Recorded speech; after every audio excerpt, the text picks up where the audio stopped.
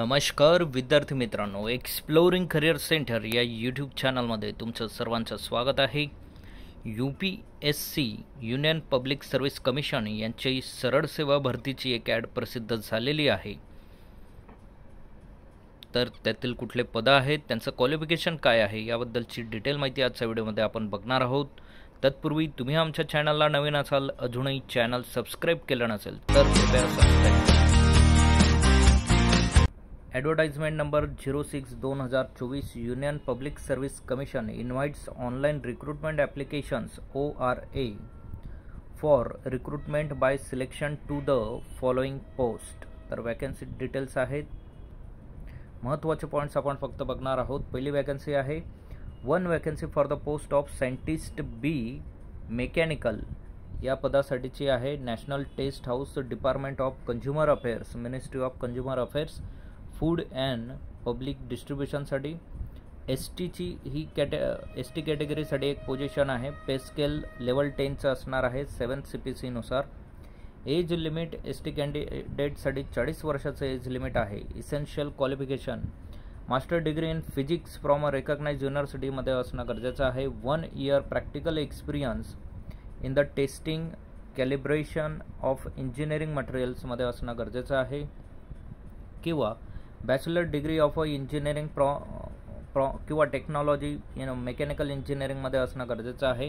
आणि 2 वर्षाचं practical experience त्यांना असणं गरजेचं आहे. बाकी अदर डिटेल्स यात दिलेल्या आहेत, त्या तुम्ही PDF रीड करू शकतात. PDF आमच्या टेलिग्राम आणि व्हॉट्सअप चॅनलला अवेलेबल करून दिली जाईल. व्हिडिओच्या डिस्क्रिप्शनमध्ये ग्रुपचं लिंक आहे, तेथून तुम्ही जॉईन करू शकतात. सेकंड पोझिशन आहे, एकच पोझिशन आहे अँथ्रोपोलॉजिस्ट या पदासाठी. फिजिकल अँथ्रोपोलॉजी डिव्हिजनमध्ये anthropological survey of India, ministry of कल्चरमध्ये. OBC कॅटेगरीसाठीची हे एक पोस्ट आहे. लेवल 10चं पे स्केल असणार आहे. एज लिमिट 38 वर्ष OBC कॅन्डिडेटसाठी असणार आहे. इसेन्शियल क्वालिफिकेशन असेल master degree in anthropology of a recognised university with more than 50% papers in a physical anthropology, biological अँथ्रोपोलॉजीमध्ये असणं गरजेचं आहे. एक्सपिरियन्स असेल 3 years रिसर्च एक्सपिरियन्स इन अँथ्रोपोलॉजीमध्ये असणं गरजेचं आहे. हेडक्वार्टर याचं कोलकाता असणार आहे.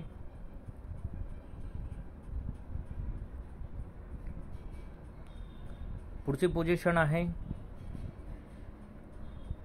48 vacancies for the post of specialist grade 3 assistant professor anaesthesiology, department of health and family welfare, ministry of health and family welfare. तर 48 पोझिशन्स आहेत ॲनेस्थेसिओलॉजी या पदाचा असिस्टंट प्रोफेसर म्हणून.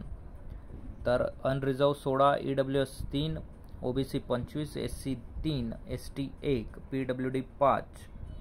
तर अशा पोझिशन्स आहेत. त्यांचं डिटेल्स तुम्ही खाली बघू शकतात. लेवल 11चं पे स्केल असणार आहे. एज लिमिट आहे unreserve 40, 43 for OBC, 45 for SC ST आणि 50 फॉर PWBD कॅन्डिडेटसाठी. इसेन्शियल क्वालिफिकेशन असणार आहे. Recognise MBBS degree qualification including in the first schedule or second schedule or part 2 of the third schedule other than licentiate qualifications असणार आहे. Medical काउन्सिलचं registration तुमचं असणं गरजेचं आहे. किंवा post graduate degree in the concern speciality or super speciality mention in the section, म्हणजे anaesthesiology किंवा ॲनेस्थेशिओलॉजीचा डिप्लोमा, नॅशनल बोर्ड ऑफ ॲनेस्थेशिओलॉजीचं डिप्लोमा तुमच्याकडे असणं गरजेचं आहे. आणि तुमचं रजिस्ट्रेशन हे मेडिकल असोसिएशनकडे असणं गरजेचं आहे. एक्सपिरियन्स 3 years टीचिंग एक्सपिरियन्स तुम्हाला या क्षेत्रामध्ये असणं गरजेचं आहे. त्यानंतरच तुम्ही या पदासाठी अप्लाय करू शकतात.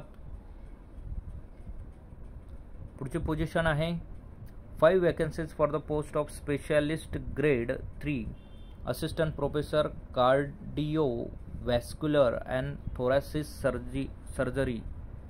यात स्पेशलायझेशन तुमचं असणं गरजेचं आहे. टोटल 5 पोझिशन्स आहेत. पे स्केल 11चं असणार आहे. 40 for unreserve and EWS candidate आणि 50 फॉर PWD कॅन्डिडेटसाठी असणार आहे. MBBS डिग्री तुम्हाला लागणार आहे किंवा पोस्ट ग्रॅज्युएट डिग्री कन्सर्न सब्जेक्टमध्ये स्पेशलायझेशन तुमचं असणं गरजेचं आहे. एक्सपिरियन्स ॲटलिस्ट 3 इयर्सचा एक्सपिरियन्स, टीचिंग एक्सपिरियन्स तुमच्याकडे असणं गरजेचं आहे. पुढची पोझिशन 19 वॅकन्सीज आहेत. 19 वॅकन्सीज आहेत. स्पेशालिस्ट ग्रेड 3 असिस्टंट प्रोफेसर न्यूनॅटोलॉजीमध्ये तुमच्याकडे असणं गरजेचं आहे.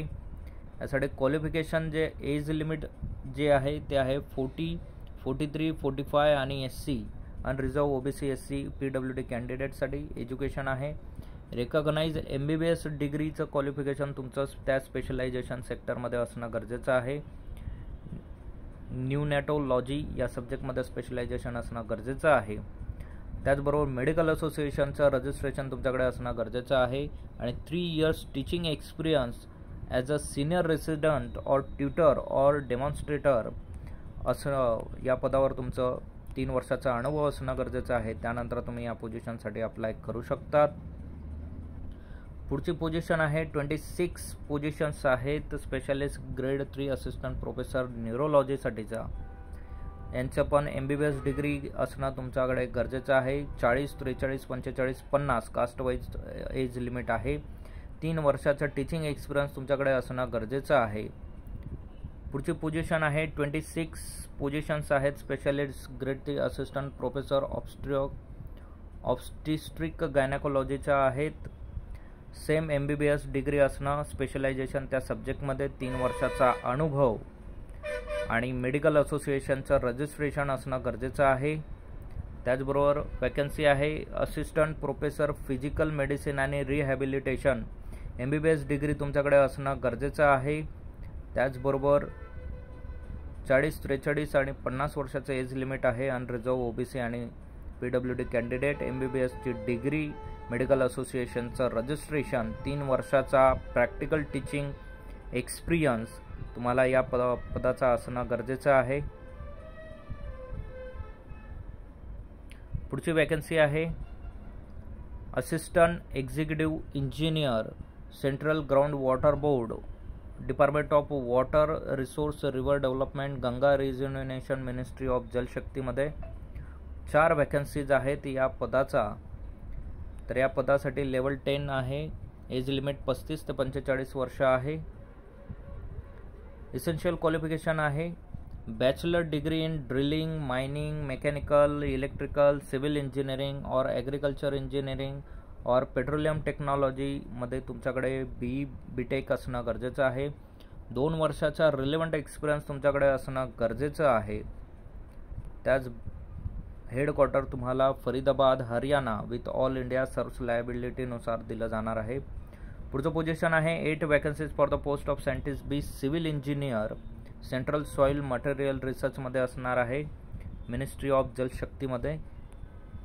तर यासाठी सुद्धा तुम्हाला BTech इन सिव्हिल इंजिनिअरिंगमध्ये असणं गरजेचं आहे. एक्सपिरियन्स 3 इयर्स एक्सपिरियन्स सिव्हिल इंजिनिअरिंगमध्ये असणं तुमच्याकडे गरजेचं आहे. पुढचं पद आहे 3 वॅकन्सीज आहेत scientist B electronics and instrumentation या पदासाठीचा. BTech तुमच्याकडे असणं इन्स्ट्रुमेंटेशन इंजिनिअरिंगमध्ये असणं गरजेचं आहे. बरोबर 3 वर्षाचा एक्सपिरियन्स तुम्हाला रिलेव्हंट क्षेत्राचा असणं गरजेचं आहे. सो खूप साऱ्या वॅकन्सीज या पदाच्या आहेत. PDF तुम्हाला आमच्या टेलिग्राम आणि व्हॉट्सअप चॅनलला अवेलेबल करून दिली जाईल. तर या सरळ सेवा असणार आहेत. या पोझिशनचा पॅटर्न जे असणार आहे एक्झामचं ते एक्झाम आणि इंटरव्ह्यू या पद्धतीने कंडक्ट केल्या जातील किंवा डायरेक्टली इंटरव्ह्यूसुद्धा या एक्झाम्समध्ये घेतले जातात. सो असेच नवनवीन आणि अपडेटेड व्हिडिओ बघण्यासाठी आमच्या चॅनलला सबस्क्राईब करा, व्हिडिओला लाईक करा आणि योग्य त्या विद्यार्थ्यांपर्यंत ही माहिती पोहोचवा. थँक्यू. धन्यवाद. जय हिंद.